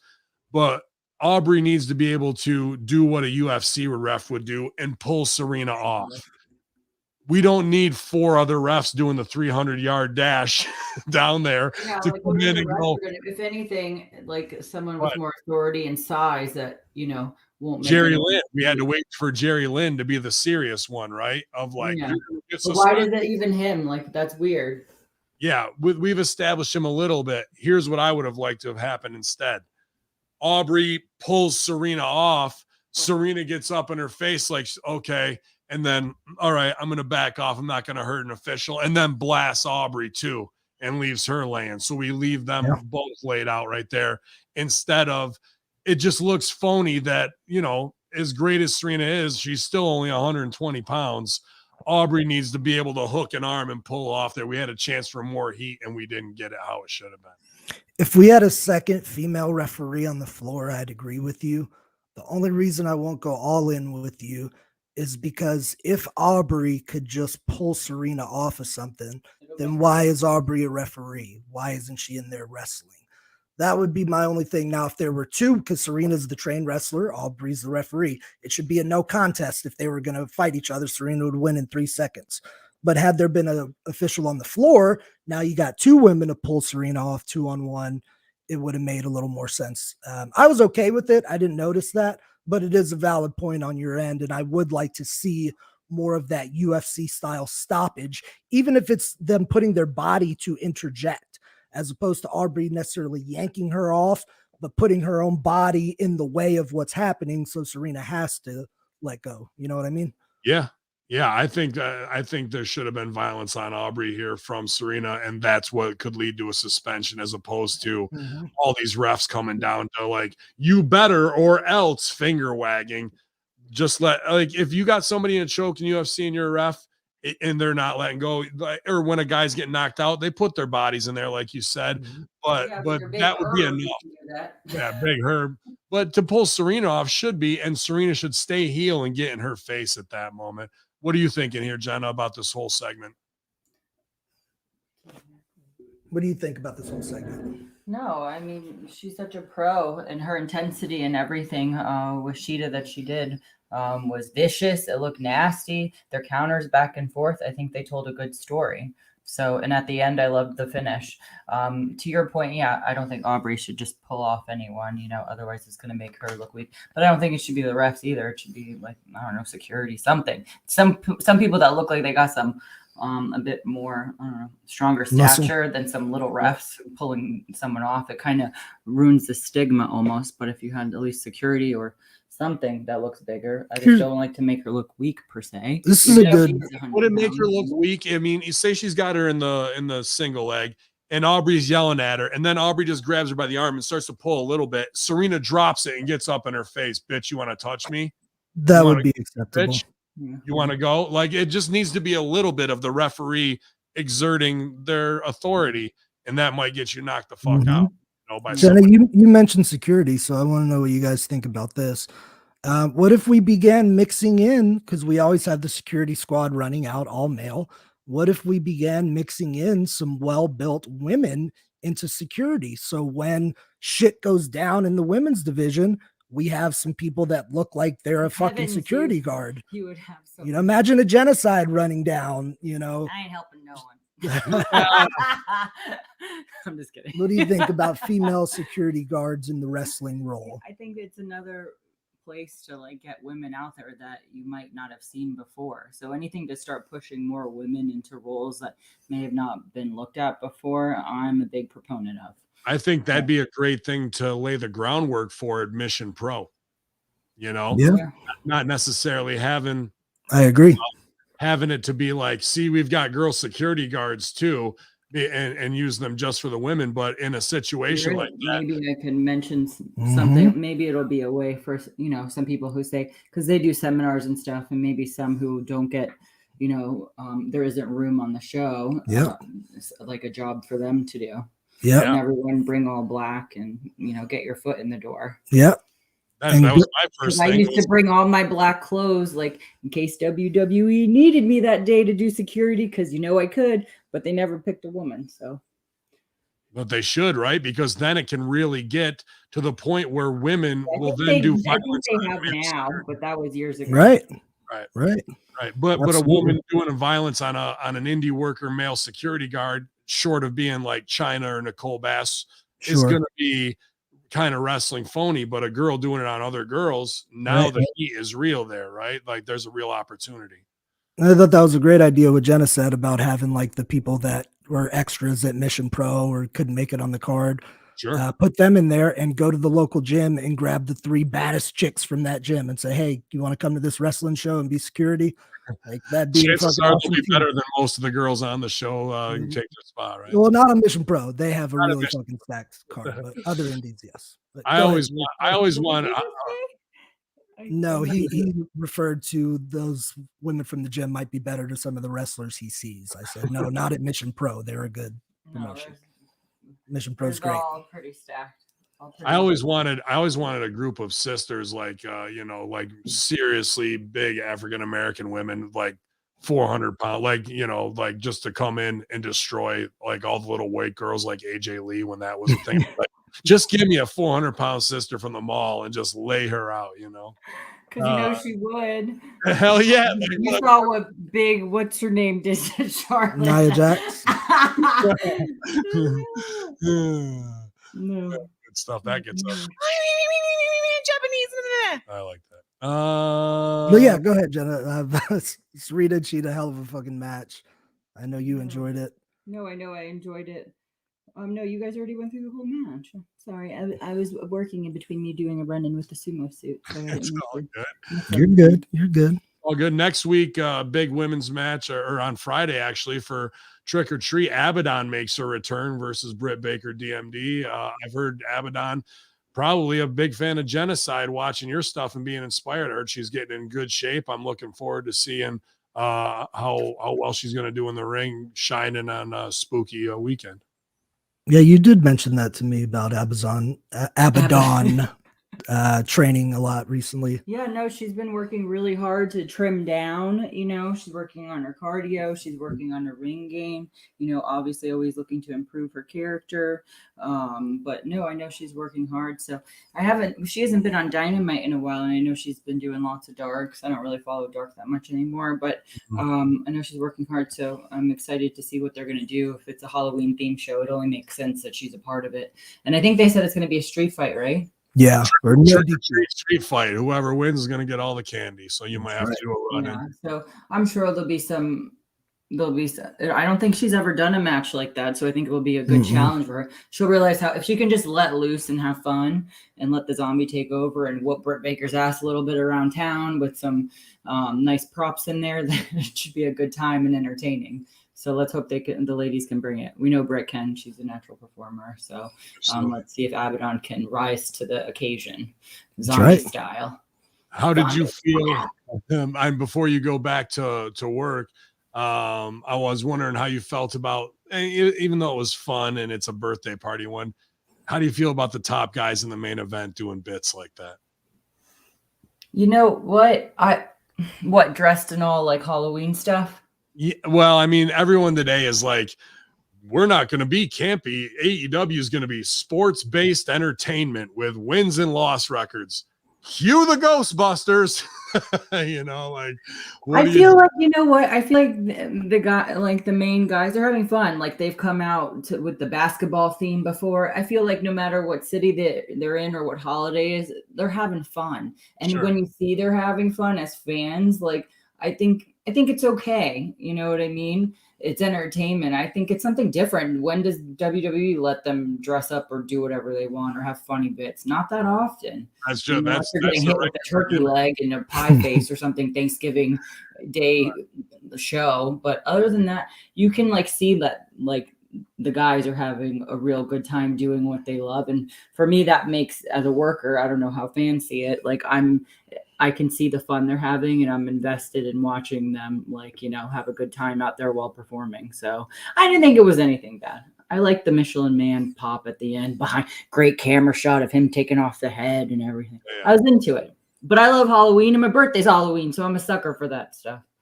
That's right. I dress up every weekend like Halloween. And you're a sucker for blow up fat suits as well. So obviously this is true. Yeah, I don't know. There's just a lot of controversy right now today, and a lot of their audience, their live audience, who wanted their big, too sweet, all that moment, I think felt burned. They were pretty quiet in the end, and they weren't like, yeah, this is the best thing ever. They felt like, okay, this is a 10-year-old's birthday party, and we all feel kind of stupid for watching it. I don't think it got over like they envisioned the fun of it to be, but I mean, these guys been doing this type of shit for years, whether it was dressing up what's that whole new world, Aladdin and all that shit. Like, you know what I mean? Like, I don't know. The cosplay wrestling might have been too much in the main event here. I didn't see. Is it getting bad PR?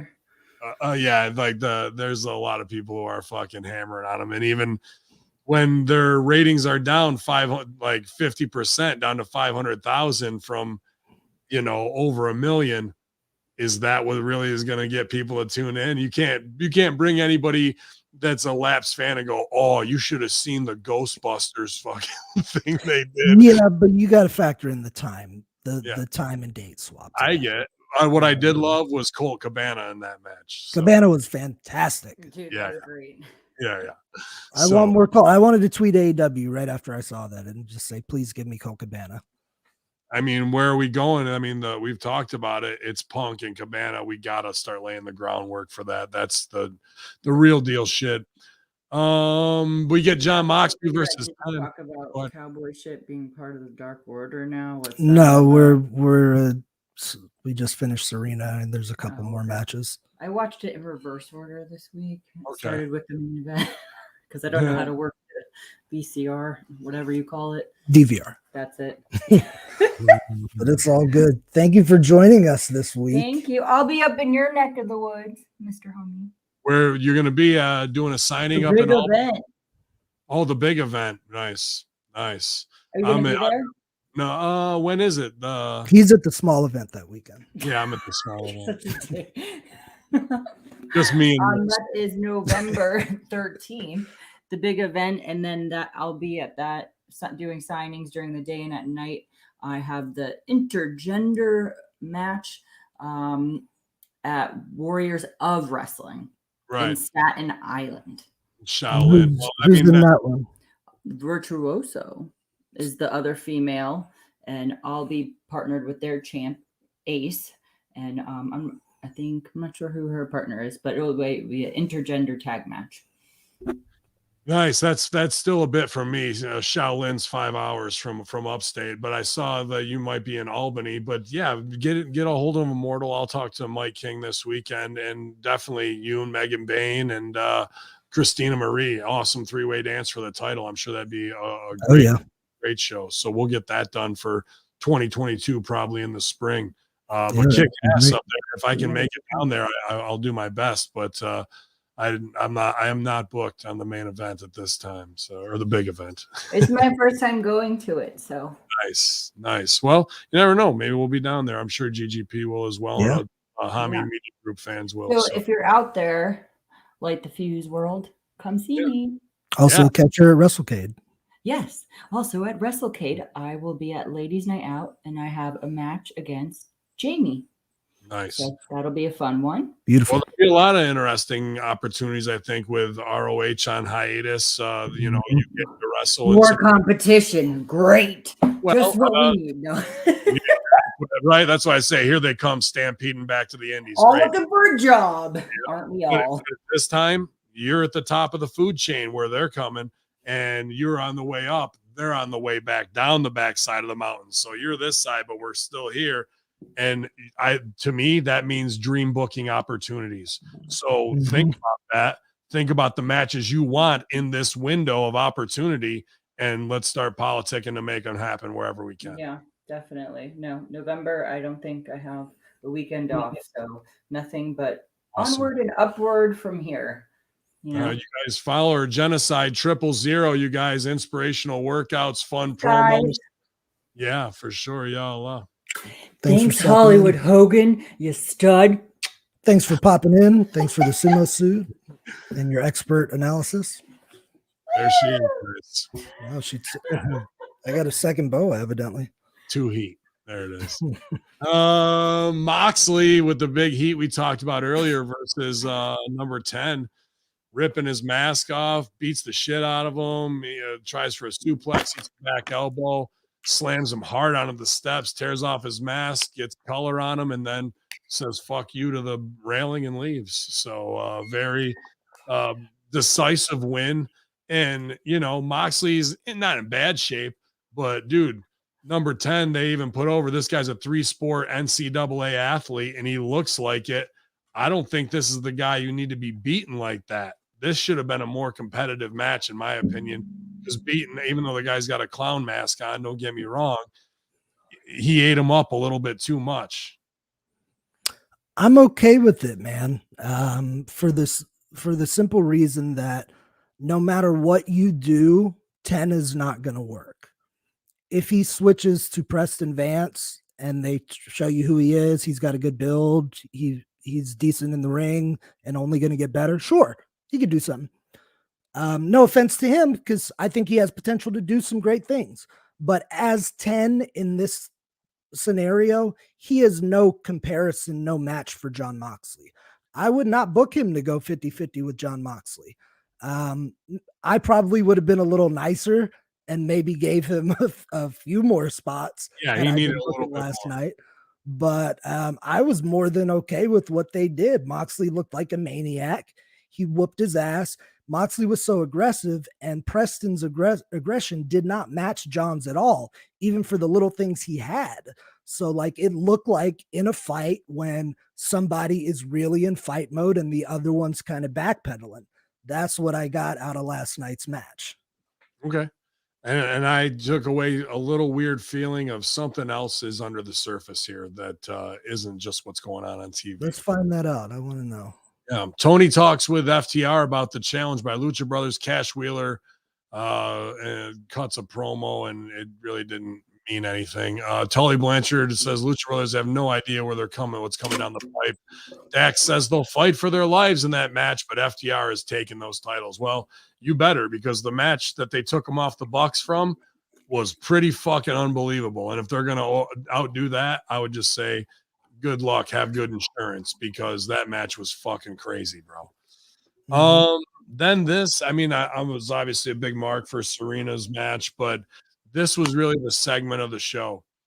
Cody, because we took something that's real, which is this weird heat from the fans last week where he was trying to babyface and they turned on him because he's Mr. Hollywood and rose to the top, and we love tearing down our heroes after we build them up in America. That's what we do as terrible human beings.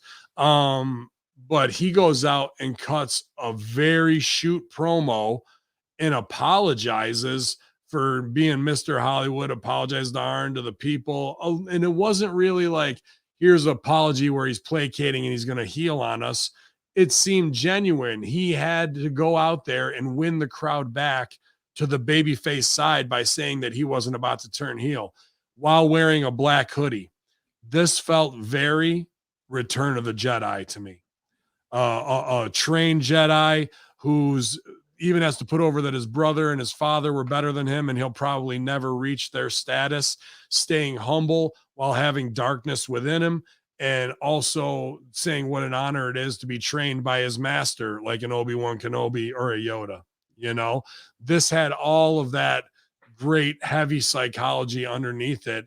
And even referencing Triple H's pedigree, that he almost thought about doing it in the moment, calling an audible and becoming what he feared most. Also, very Emperor, very Luke Skywalker, dude. And it wasn't set up that way, but the opportunity was there. He cut this promo as perfectly as you could have to make it natural. And by the end, the crowd had to eat shit and was with him. Even if he says, I love you, whether you boo or cheer, yay, and then boo, and the smart marks boo. But after this promo, there's no way a smart mark could go, fuck that guy. He's not this, that, or the other. This was a grade A performance. And then Andrade comes out and gives his best performance of AEW, and even ribs about the tattoo on the neck. We're saying real things here, reality, call and response to the audience, engaging their response, taking it, saying truths about myself, apologizing and humbling myself, having a guy who's misused come down to get the heat after I've just gotten over as a babyface, getting things back on track. This was a great fucking segment. A great segment. Go ahead, Sil. I agree 1,000%. For this promo, this is one of the best Cody promos I think he's done there. This one had absolutely no acting. Everybody knows Cody's a good promo, but sometimes he puts his theater background into his promos, and he'll, let the water flow and try to take it in these different directions and experiment. It sounded like everything last night he said was 100% authentic and real. He's, like you said, he was speaking truths, and he addressed everything that's literally happening, everything the smart marks say, what the crowd's responding to. And he did it in a manner to where it was easy to agree with them. Like, I have a formula for like online trolls, right? So if somebody, try to fuck with me on one of my posts or videos or something, you're a shit wrestler or whatever, I would say something like, I appreciate everybody's opinion. Thanks for checking the video out. And that would be it. So I wouldn't bite at the troll. I wouldn't say, fuck you, you're an idiot. And that troll would not fuck with me again 99% of the time. So Cody was taking a similar approach. Just great work. And then what I didn't realize, and they might be planning to see too, like you said, the Jedi thing, when Cody was talking about, I could have flipped right there and abused my power and got the title shot and blah, blah, blah. I've complained since day one that Cody should have never done that stipulation. Right. But that planted that seed in my head. Oh, fuck, that's how it would be possible. Huh. So there's a lot of layers to that. And Andrade, with his best English ever, you could tell he's been practicing, slowing down, enunciating. Good ass promo for Andrade. Pretty decent promo in general. Great for Andrade. Very good for Andrade. Right. I was happy for him, man, because yeah, you got to think too, like, whatever, I can say, make jokes out mid-card, and that's just funny for podcasts. But when you're talking about top talent who is frustrated that they're not being used properly, and then that's just a WWE not used properly here, and then at WWE they're fucking with your wife, who is the top woman in the business, you know what I mean? All the frustration and bullshit of wrestling, and then not getting the chance to do your creative, which is your true addiction and your outlet in this shit at its highest level. I was glad he got the moment to finally stick the landing a little bit. You know what I mean? I think he really did here on this scene, and his heat helped Cody's promo solidify as the babyface lane and the heel lane of the highway we're driving down right now. And to keep building the story, as you said, we had the lights go out and Aleister Black appears in the ring, Miss Cody. Now we got a 2-on-1 beatdown. So Yeah. there's no ambiguity, no question as to who the babyface in. But I had a problem. This is where I had a problem with it, though, because we already did lights down, lights up earlier. So we've used that trick. You don't want to do it twice on one show. That's a problem. And they did it twice in that segment as a rib, but whatever. So a third time. But then rule of three is improv, but this didn't work that way. But then the thing I had a problem with is the lawyer with the neck brace gets heat on Arn Anderson. Fuck you, bro. What did he do? I missed that. What, did you give him a stunner or something? No, but like Arn goes at him, and then he hits Arn with the little clipboard, and Arn goes down, and he's beating on him. So then Andrade has to go over and get a couple shots, and because you can't have the guy in the neck brace lawyer beating the shit out of the enforcer. Arn, I'm going, Arn, get the Glock. Get the goddamn Glock. Like, I just wanted Arn to start shooting people. Imagine that if Arn pulled out a gun and was waving it around. You couldn't do that post Alec Baldwin, but we've already established the Arn Anderson Glock. Dude, I wanted him to fucking shoot that guy. But that was the only part of this that was kind of like, no, dude. Arn should have been on that guy the whole time, just feeding him until those two come over and pull Arn off and get one thing on Arn. Arn should never have been on bottom on that exchange, bro. And who is that man anyway? Our friend Brian Alvarez had a pretty hilarious bit about him a few weeks ago. Evidently his name's Jose. Alvarez had about an 8-minute bit like, but who is Jose? They just said it on TV like we know who Jose is. To my knowledge, he should say things and they should be like, no way, Jose. And then go back to the camera, right? Like, just take the WWE. Sure. But like, to my knowledge, like that man, whomever Jose is not a wrestler or a fighter of any kind, you know. So I don't know why he would be hitting Arn. He's got a neck brace. He's on top of Arn. Like, I'm like, no, bro. No. Arn is on top of this guy fully, just beating the shit out of him is how it should be until those two got to come get until Arn starts waving the pistol. Yeah, so Cody's down. Those guys come get him, and Arn pulls out the pistol and draws down on them both. Like, that's what I wanted to happen in this scene, but could we get away with this? Not after. I'll explain it a little differently. Okay. Arn pulls out the pistol and starts waving it around and fires one shot into the sky. Yeah. Can we get away with that, you think? Not after Alec Baldwin. No, their fans would lose it, bro. They would fucking. But then all you got to do is make the argument going, there were 40 other TV shows on at the same time with gunshots. Why are you fucking coming at us? Mm-hmm. You know, so you could. I would love that. But like, yeah, Arn pulling out the pistol and touching off two in the sky and then fucking down on. How cool would that be? Yeah, it would be great. It would be beyond great. And shit, last night MJF technically fat shamed. So what, are they going to get canceled because of that? Because he called the women in Boston fat? Yeah, they absolutely could. But that's where the AEW, SJW audience are complete hypocrites who have to eat shit every week because they want to act like it's a place for everybody, but we can still fat shame. And he can get over because he's more entertaining and a main event guy. But if somebody lower on the totem pole did that, you're out of here. Right. And, you know, I think wrestling is a place for everybody, but it's also a place for everybody to get insulted equally, for everybody to participate equally. Same way you could get in the ring if you're a body guy and say, all you skinny guys here that never touched a weight in your life, I'm going to steal your girlfriend. All you fat dudes in there that have never done a push-up. All you wimps there that never been into a fight. Like, you know, as a heel, everything's open game, you know, as long as you're not going to anything super crazy over the top, but the old tropes, skinny, fat, stuff like that, sure. You know, there's no problem with that shit. And I don't have a problem with gunplay and even fake shit, but you're not going to bring real bullets on set and it's going to be a starter pistol, like no chance to do anything. Like with the Alec Baldwin shit, that's all so fucked up. You better not give Arn a real pistol. Jesus. No, he's going to fucking put you down. Bastard Pac runs out for the save, beats the fuck out of everybody with some sweet kicks, and heals Powder to regroup, and then what's his name? Pac does the sit Indian style that is Aleister Black's thing, which is really CM Punk's thing, and flips him off and does a crazy laugh face and looks cool and jacked. And that's what cool guys do. They announced next week's Rampage. Then we get our main event. Dark Order is John Silver, Stu Grayson, Evil Uno, and Colt Cabana. The Elite, Omega, Adam Cole, and the Young Bucks come out as the Ghostbusters.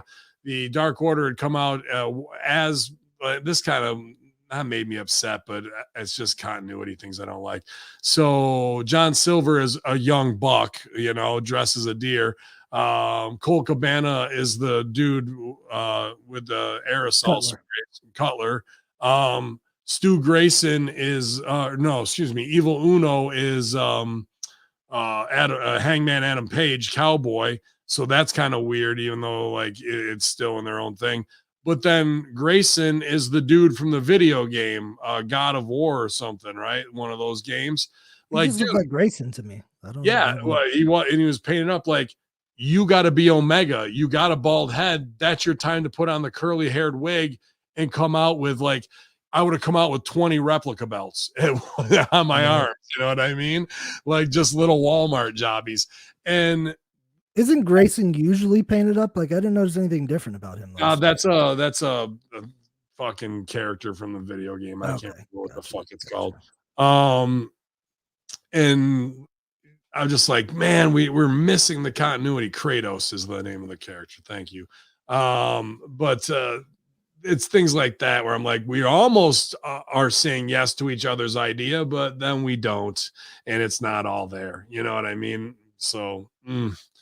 That kind of is whatever. But they also have a horse that they ride out on, a fake, obviously, costume horse. And we have a Get Your Shit In, Shitty 8. There's some good stuff on the outside with Silver kind of shining a little bit and funny stuff with Nakazawa in the big sumo baby thing. Like those spots were funny. But then when we're doing things like get the guys in the middle so we can all go four corners to do flying proton packs into them, and Omega tries to say, Omega even does the shh so I can say my funny Ghostbusters line. Nobody heard it. It didn't get over. It was a huge cosplay spot that was a sad trombone in the ring. And we fucking fuck up wrestling to try and do this for you want to talk percentages? 2% of your audience likes this dumb shit, bro. And then they power slam or they power bomb Colt Cabana on the proton packs. Cabana looked great in this, hits people with flying assholes. He fucking does all his stuff. And then in this spot where you think he's gonna, does the double aerosol spray. And then dude feeds out to take something else. And Cabana just stays there spraying nobody in the corner, cheesing for the camera because he knows that that's fucking hilarious as well. Oh, the guys who shined in this, and it was John Silver and Colt Cabana, in my opinion, and Nakazawa. Everybody else kind of looks stupid and not with it, to be honest with you. What do you think? Which line worked better for Omega, when he did the Urkel or when he did the Ghostbuster line? I guess probably the Urkel line, because I couldn't hear this one. All I heard was shh, yeah, spot. I'm like, okay, sure. Ghostbusters, yeah, whatever, dude. Whatever it was, this man has no dick, whatever they're trying to do from Ghostbusters too. Not good. The visual is cool of them coming out there for something fun, but the way they made this match so cardy and campy. Then at the end, we have a jump up from the Stay Puft Marshmallow Man, who was supposed to be Brandon Cutler. Who was supposed to be Cutler the whole time. And then, and we also have the horse run in, and the horse they think is somebody with Dark Order. They beat the shit out of him, kick him hit him in the balls with a low blow, take the horse's head off, and put it in the knee, the 4-way knee. Yeah, 4-way V trigger, right? And then it's Cutler with tape over his mouth. The big reveal, we knew it was going to be Page. They fucking go up over on the heels again. Best line of the night right there. Go ahead. JR goes, he's whimpering. There's no whimpering in wrestling. Yeah, he's whimpering. But they get all their shit in and heels powder again, which is a little bit of an issue because this is the third time we've seen heels powder and regroup on the ramp at the end of the night. We played that card a couple times. At What least did they got pulled out of the ring. I did notice that. Yes. Okay. One thing that did pop me, my favorite thing in wrestling, a shout out to Hangman Page, completely loses his battle with his Halloween costume, tries to pull it down over his cowboy boots, gets hung up like trying to take your pants off over your sneakers. Then he has to shuffle around during the beauty shot celebration without trying to fall down with a costume or hanging around his ankles. It's my favorite thing in wrestling. I don't care if it's Al Barone versus his suit jacket, Charlotte versus her coat, or Hangman Page versus the Stay Puft Marshmallow Man costume. These types of fucking costume errors always make me laugh, bro. That's why I don't wear costumes. And of course, we get the big payoff of after Cutler whimpers, the Michelin Man's behind Nick Jackson. Who is it? Slow unveil. I love that you turns both out call him the Hangman Michelin Page. Man when it's the Stay Puft Marshmallow Man. Yeah, whatever the fuck it is. Page is the big reveal. Comes in, lays out Matt Jackson, maybe bipped a couple guys. John Silver goes over with this finish. So that's what ended up happening. Yeah. Now, as for the match, I wanted to hate on it. Like when they came out in the suits, I was like, man, I don't know about this one, because I felt like this was something that both you and I probably would book on a house show, like a Halloween house show. So the theory of it, was not foreign to me. I'm like, I would put some shit like this on one of my bar shows. And I thought about you. It's like, I know Hamin would book some shit like this. Sure. But of course, my thinking was similar to yours. You expressed earlier, like, well, this is the main event, blah, blah, blah. Got the world champ in there doing. Yeah. Like, is this the time to do it? Like, No. So I wanted to not like it. But as it progressed, it entertained me. They did the thing where Uno's riding around Matt Jackson, smacking his ass like he's riding a horse. Colt Cabana, the spot you described earlier, he was great and hilarious. Johnny Hungy had a great comeback where he did the Braun Strowman thing on the floor, but switched up each move and made it look great. He was kicking ass. There were a few really great. I love that finish, that fucking spin out. Mm-hmm. What's spin doctor? I think he calls it, man. That's pretty cool. And there were a few great haha spots. Like at one point they did the baby faces do a triple body slam and then into a pose, then something else into a pose. Like, so they did all this stuff that was entertaining. So I was like, all right, I get it. I'm okay with it. I'm okay with the choice you made. I may not have chosen myself to done it that way, but you entertain me, which is what you're supposed to be doing. Did it really get anyone heat? I don't know, but it did get Page over. He at least got a thunderous pop. I think it got the elite heat with the fans. Really, possible. To be honest with you, I think they were not happy. There was a lot of like, this is way too birthday party comedy for our main event on TV. It could have been. I think Page got some nice shine by doing the reveal and causing the finish of the match. I just would have done it differently at the end. We've been talking about this forever. We need to get Page on this other planet.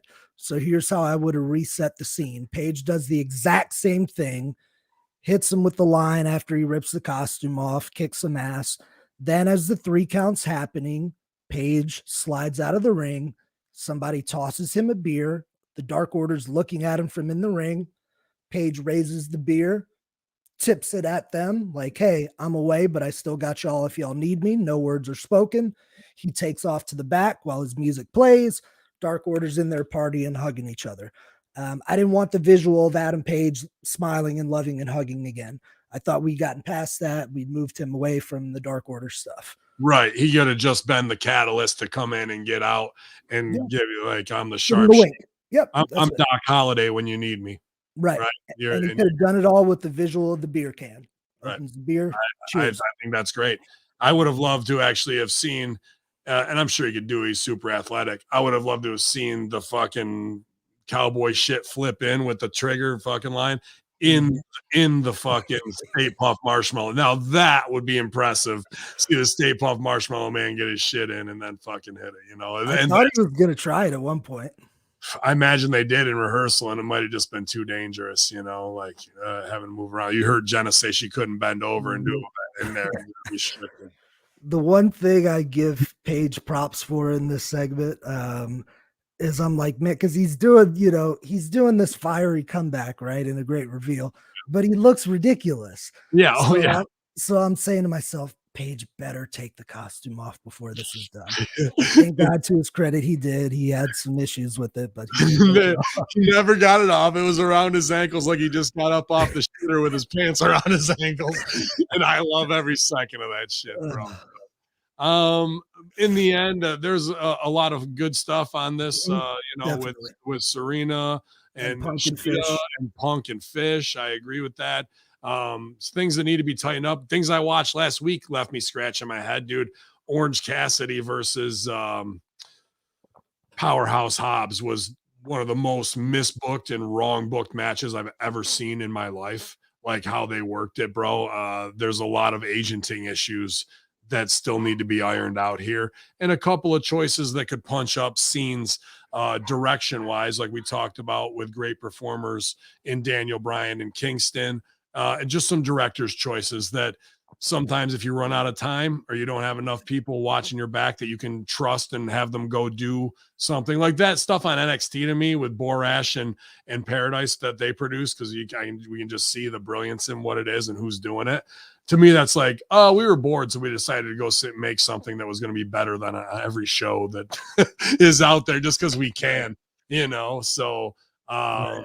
We could use a little bit more of that in AEW, I think. And there's plenty of people there to be trusted to go carry out those side missions. I think when they're at their best, AEW is presenting really good in-ring matches like Punk and Fish, Serena and Shida, and emotional promos like the Cody one.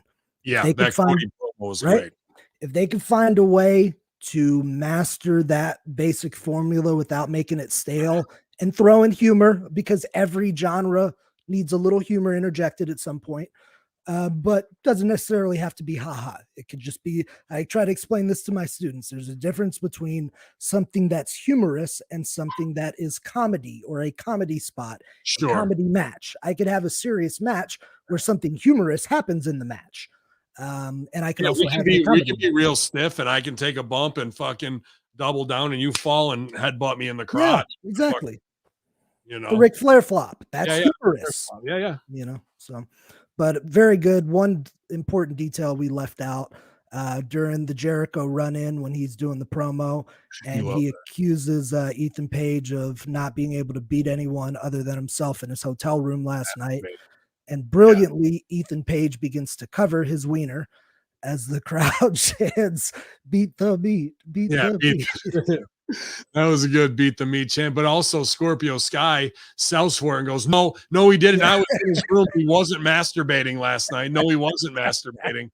Like, that's good stuff, man. Like, when you have two players on the same side of the fence agreeing in the embarrassment, now we're playing out the game. So good. And just Page's face while he's covering his junk up and Scorpio's doing it harkened back to J-Rock. I don't know if you got the same feeling.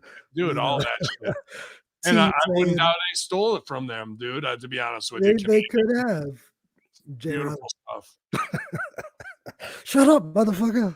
Yeah. I wasn't beating my mate, and you could go off on that. You know what I mean? I was changing. I was trying to change. Yeah. There's plenty of Butcher and Blade beat your meat stuff in there. They could fucking spin out with them, and that could be a whole comedy fucking thing if they wanted to. So there you go. Ya Allah, man. Ya Allah. Sil, it's good to be back with you, man. Here for life. Too sweet. My man, Chris Silvio, dude.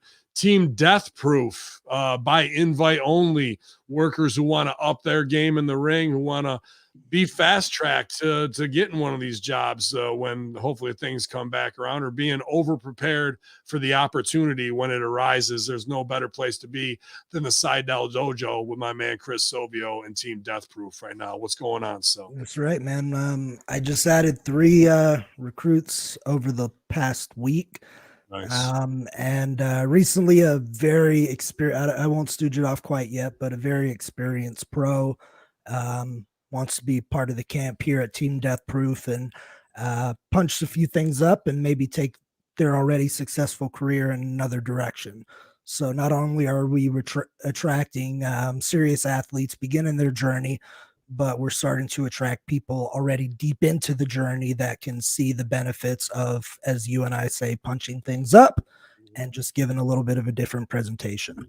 So I've got about 2 more openings that I'll be giving out sometime in the next couple weeks, and I'll be about as full as I'm willing to take. If you don't have experience and you're not a crazy sick NCAA or pro athlete, Side Dojo does offer beginners training, so you can show up and train with Matt Seidel.